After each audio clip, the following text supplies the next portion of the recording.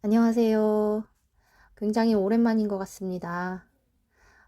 최근에 저희 가족이 지성이 아빠만 빼고 몽땅 코로나에 걸리는 바람에 갤갤대다가 이제야 이렇게 영상 올리게 됩니다. 오늘은 ACC를 하는 동안 지성이의 ATEC 스코어가 어떻게 변화했는지 이걸 좀 보여드리려고 영상 만들어 봤습니다. 지성이가 ACC를 시작하기 전에 어느 정도의 스코어에 있었는지부터 시작해서 최근 150라운드까지 마치고 지성이가 좀 쉬고 있는데요. 그 150라운드 사이에 ATEC 스코어가 어떤 변화를 보여줬는지를 여러분들께 보여드리고 싶어서 영상 준비했습니다. ACC를 시작하기 전에 시작 전에 지성이 상태가 어땠는지 객관적으로 기록을 해두는 것이 중요하다고 생각을 해서 ACC 시작하는 시점에서 ATEC 스코어를 체킹을 해뒀고 당시에 장애 등록을 했었어요. 남편이 알고 있는 친구분 중에 소아정신과가 있어서 거기 방문해서 지성이를 보여드리고 장애 등록 절차를 밟았는데 당시 제가 기억하기로는 카스 스코어가 48점이었고 지성이를 이제 관찰하시고 나서 이것저것 물어보시고는 그분이 지성이는 장애 등록 걱정하지 말라. 이 걱정하지 말라는 말이 맞는지 어쨌든 걱정하지 말라. 아무 무리 없이 장애 진단 받을 수 있겠다. 당시는 1급, 2급, 뭐 이렇게 3급 이렇게 장애 등록이 되던 시절이었는데 지성이는 2급은 그냥 뭐 자동으로 나온다 이렇게 얘기를 하셨었어요. 그 당시에 속이 그 얘기를 듣고 진짜 남편의 친구분인데도 어찌나 원망스럽고 진짜 너무 믿고 그랬던지 엄마의 마음이니까 이해하시죠? 그래 두고 보자. 내가 우리 지성이 꼭 어? 고치고 만다. 그리고 너한테 보여줄게. 속으로 사실은 저는 그렇게 곱씹었었어요. 어쨌든 저는 나름 이제 지성이 상태를 객관적으로 파악을 해 나가고자 해서 장애 등록을 마치고 그리고 ATEC 스코어를 ACC를 하면서 50라운드마다 체킹을 했어요. 50라운드는 1년이 거의 52주 정도 되잖아요. 매주 빼놓지 않고 하게 되면 한 주를 한 라운드로 생각을 했을 때 1년 정도의 세월이 필요한 거죠. 50라운드라는 것은. 그래서 1년에 한 번 ATEC 스코어를 체킹을 했다고 보시면 돼요. 그러니까 150라운드를 했으니까 처음 시작 시점에서 한 번, 50라운드마다 한 번 했으니까 총 4회의 ATEC 스코어를 체크를 해 두었습니다. 2019년 1월은 지성이가 우리나라 나이로 6세가 되던 해지만 이게 만 나이로 계산하니까 지성이가 2014년 9월생이라서 4세 한 4개월 정도 됐었기 때문에 나이는 4세라고 적혀 있는 것 같아요. 에이텍 스코어는 언어, 그러니까 의사소통과 관련된 영역과 사회성 영역, 그리고 인지와 감각적인 그런 문제 쪽, 그리고 네 번째로는 건강 상태, 몸의 상태, 그리고 행동적인 문제들, 이런 것들 이렇게 네 가지 서브 클래스로 분류를 해서 아이의 기능을 평가를 합니다. 에이텍 스코어가 영어로 되어 있다 보니까 접근하시기 쉽지 않을 것 같아서 제가 예전에 영상으로 만들어 둔 게 있어서요. 제가 링크 올려 드리겠습니다. 이 네 가지 영역을 부모님들이 체킹을 하고 나면은 이 네 가지 영역의 영역별로 점수가 마지막에 체킹이 되고 토탈 점수가 또 카운팅이 돼서 나오게 됩니다. 지성이는 ACC 시작 시점의 ATEC 스코어가 총점 99점이 체크가 되었었어요. ATEC 스코어는 점수가 낮으면 낮을수록 기능이 좋다고 보시면 되고요. 일반 아이들은 당연히 0점 체크됩니다. 그리고 100점이 넘어가는 경우는 자폐 아이들의 경우에도 기능이 상당히 많이 떨어지는 경우가 100점 이상의 점수를 보인다고 하고 있어요. 지성이는 아주 경계점에 있는 99점 체크가 됐었습니다. 사실 이 영상을 머릿속에 이렇게 준비하고 있던 중에 어떤 분이 제 유튜브에서 지성이가 혼자 학교 가는 영상을 보시고 댓글을 올려주시기를 지성이는 경증이냐 라는 질문을 해주셔가지고 제가 그 질문을 보고 한동안 머릿속이 여러 가지 생각이 들었어요. 그간의 지성이와 함께 했던 시간들이 주마등처럼 이렇게 지나가면서 온갖 만감이 교차하더라고요.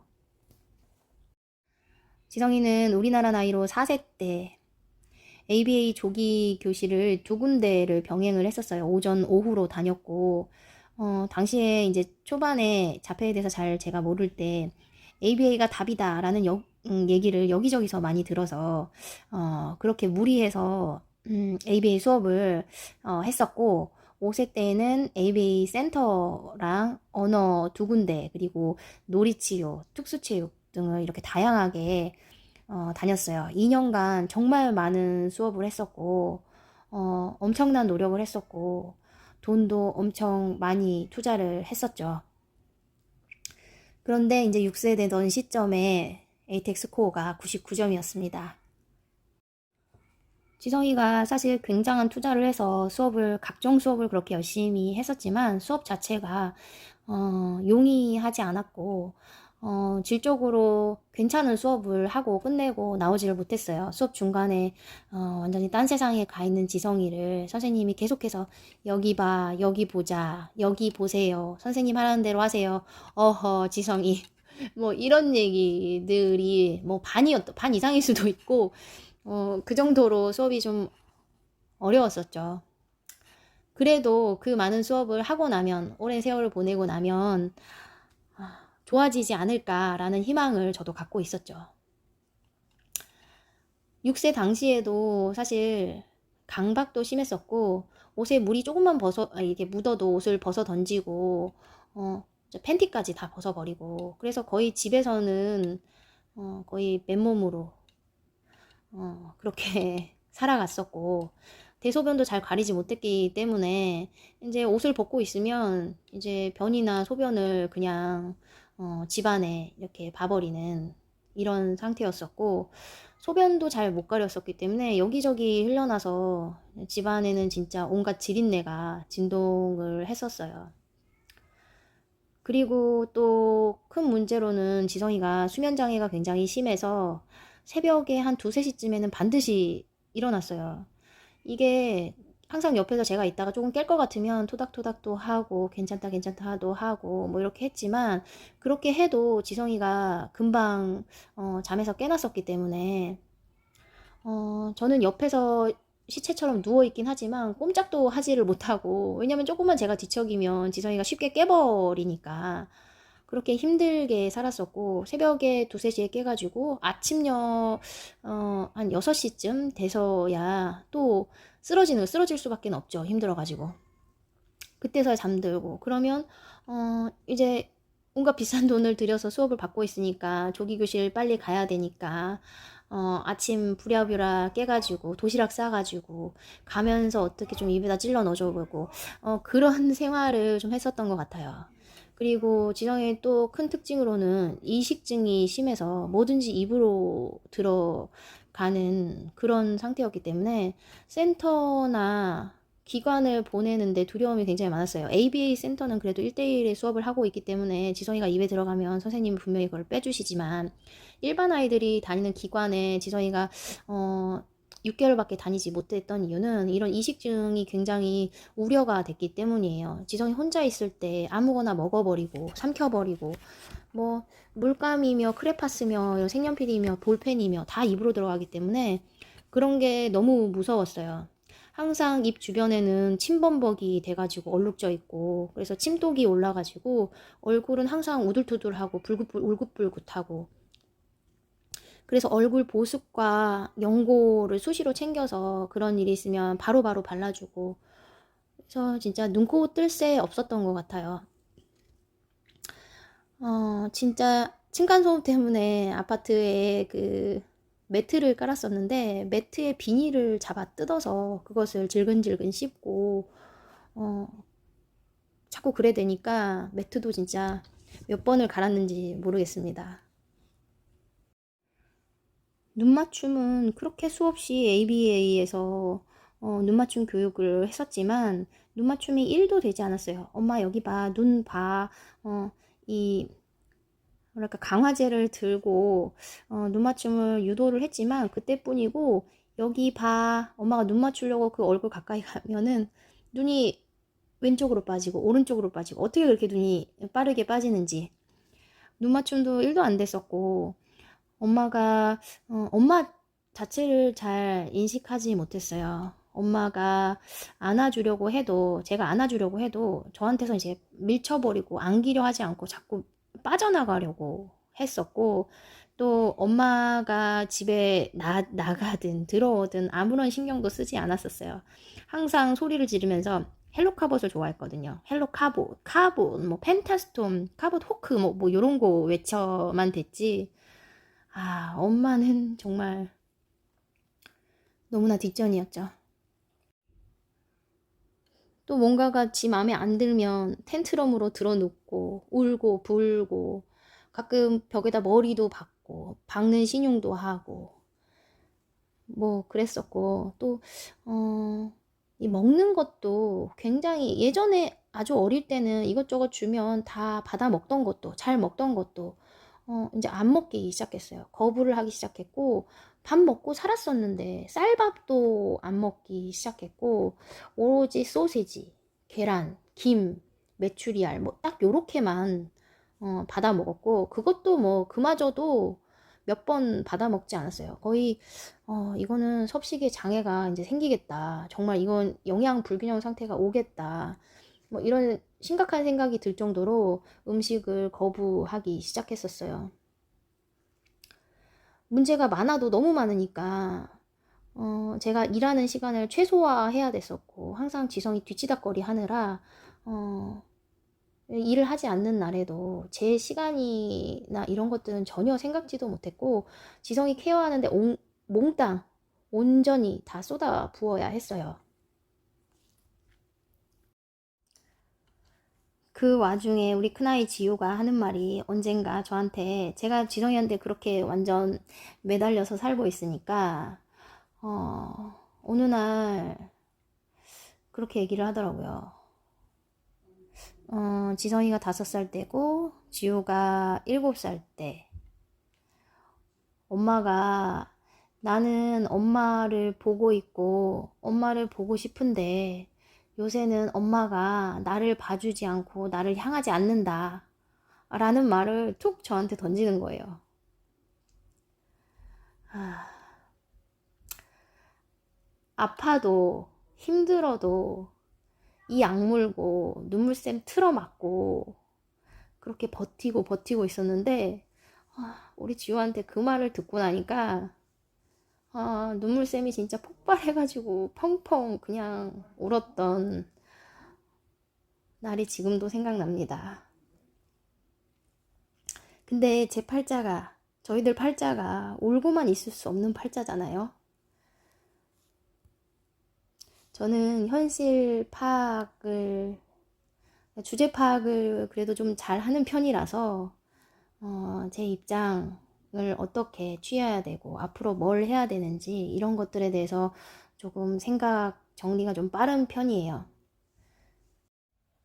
그래서 제가 지성이를 센터나 이런 데 넣어놓고 그 시간을 쪼개서 공부를 시작했는데, 이것저것 알아보고 나서 ACC를 선택하게 되었고, 그 정말 아수라장 같았던 그 시절을 생각하면, 지금 지성이 영상을 보시고, 물론 지성이 영상이 지성이 전부를 보여드리는 건 아니어서 그러실 수도 있지만, 경증이냐는 그런 얘기도 해주시고, 정말 감회가 새롭고 정말 하느님께 감사합니다. 우리 아이들의 상태가 바로 엄마의 상태가 되잖아요. 지금은 웃을 때도 있고 활기찰 때도 있고 농담도 할 때가 있고, 누군가는 에너지가 어디서 나오냐 이런 말씀을 해주시기도 합니다. 이게 50라운드 못 가고 지성이 생일 못 돼서 카운트를 했던 에이텍 스코어이기 때문에 한 30여 라운드쯤 어디쯤 갔을 때였을 것 같아요. 에이텍 스코어 53점이 체크됐었어요. ACC 시작하고 6개월 동안의 발전이 정말 지성이는 굉장히 눈부셨거든요. 뭐 언어가 뭐 그렇게 막 튀어서 그렇다기보다는 일단은 눈 맞춤이 1도 없던 우리 지성이가 이 아이가 눈 맞춤이라는 거를 할 수 있는 아이였구나를 느끼게 해주는 그런 기간이었고, 이게 시켜서 하는 게 아니라 스스로 보는 눈 맞춤 있잖아요. 그거를 제가 진짜 처음으로 끈적하게 느꼈던 것 같아요. 그 눈빛을. 그리고 엄마를 몰랐었다고 했잖아요. 근데 어느 날인가 한 6개월쯤 못 돼서인지 6개월 즈음인지 지성이가 제가 일하러 나가는데 진짜 타타타타닥 뛰어오는 거야. 문 앞까지. 그러고서 말은 못하죠. 그때까지도 뭐 주세요 정도만 했었으니까 뭐 먹고 싶은 거 뭐 주세요 주세요 뭐 물건 주세요 헬로카보 주세요 요 정도만 했었기 때문에 뭐라고 말은 못해요. 못하지만 눈물이 이렇게 글썽글썽 하면서 저를 쳐다보는데 얘가 지금 내가 간다고 지금 이러는구나 라는 거를 제가 엄마가 정말 딱 느낄 수가 있었어요. 지성이를 보고. 그런 시점이 ACC에 시작하고 6개월 여 사이에 그런 일들이 벌어졌던 거죠. 저는 그 당시에 이게 진짜 이건 진짜 기적이구나, 미라클이구나, 이런 생각이 들지 않을 수가 없었어요. 그간의 제 노력들이 뭐 쌓여서 그렇다고 뭐 얘기하실 수도 있어요. 2년간 뭐 열심히 수업을 다니고 뭐 그래서 결국에는 요 6개월 사이에 빛을 본 거다라고 얘기할 수 있지만 제가 보는 입장은 그렇지는 않았어요. 그리고 지성이는 대소변을 못 가렸었기 때문에 이때쯤 해서 얘가 대소변은 변기에 가서 이 말은 제가 뭐 녹음기처럼 어디 가서 보는 거야 변기에서 보는 거야 요렇게 따라할 정도까지 어떻게 그거는 진짜 녹음기처럼 만들어 놓긴 했었지만 변기에 가야 된다는 생각 자체가 안 되는 거예요. 그거를 변은 그냥 기저귀에다 보는 거 팬티에다 봐버리는 거 뭐 이렇게 생각하고 있던 지성이가 화장실을 향해서 변기를 향해서 달려가다가 참지 못하고 변을 보고 참지 못하고 소변을 보는 모습을 보게 됐어요. 그게 대소변을 가리게 된 상황은 아니지만 그것도 저한테는 진짜 너무나 큰 발전이어서 그 감동을 이루 말할 수 없었어요. 생일 지나고 11월경쯤 그러니까 2019년 11월경쯤 지성이가 대소변을 가리기 시작을 했었고 물론 이제 실수가 중간중간 나오긴 했지만 그래서 2020년 지성이가 우리나라 나이로 7세 되던 6월이 마지막 대소변 실수를 했던 시기예요. 그 이후에는 실수 없이 잘 가립니다. 기나긴 덤프기를 지나고 ACC 100라운드 후쯤에는 에이텍 스코어가 47점 체크가 됐고요.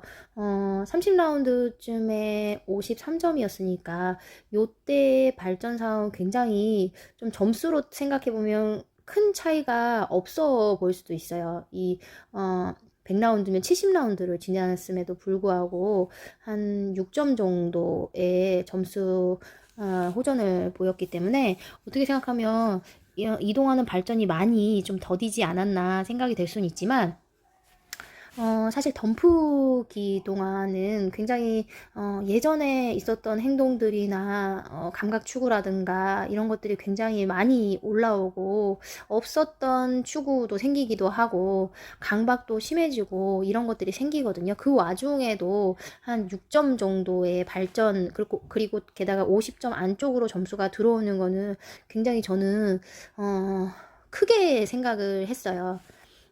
이게 그러니까 지성이 작년 제가 영상 막 시작하던 시점의 점수거든요. 그리고 이번에 150라운드 마치고 에이텍을 제가 팔로우를 했어요. 150라운드 마치고 나서는 에이텍 스코어가 37점 체크가 됐고요. 10점 정도의 점수의 호전을 보였는데 이 10점은 굉장히 저는 큰 거라고 봐요. 작년의 지성이와 지금의 지성이는 물론 지금도 자폐 성향이 너무나 뚜렷하고 누가 봐도 아이가 남다르구나 이런 생각을 할 수밖에 없는 아이지만 그래도 일단은 아주 훌륭한 대화는 아니어도, 어느 정도 핑퐁도 왔다 갔다 하는 간단하게는 이렇게 이루어지고, 그리고 자기가 요구하는, 뭐 옛날에 주세요도 했었지만, 단 유일하게 주세요만으로 자기의 어떤 요구를 이렇게 요구사항을 말하지 않고 그 이외에 다른 방법으로도 자기가 필요한 것들을 얘기하고 표현해주게 되었다는 거, 이런 거를 봤을 때 굉장히 저는 큰 발전이라고 생각해요. 150라운드에서 지금 쉬고는 있지만 앞으로의 계획은 뭐 계속 할 거고요. 한 3개월 정도 쉰 후에 다시 한번 스타트를 해서 마무리를 해보려고 합니다. 그리고 지금도 큰 기대를 가지고 있고요.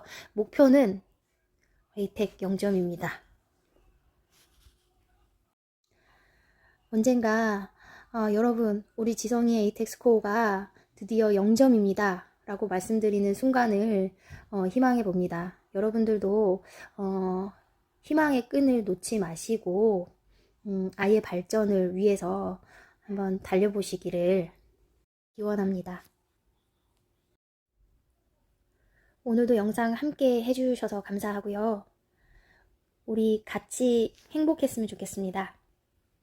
행복하십시오.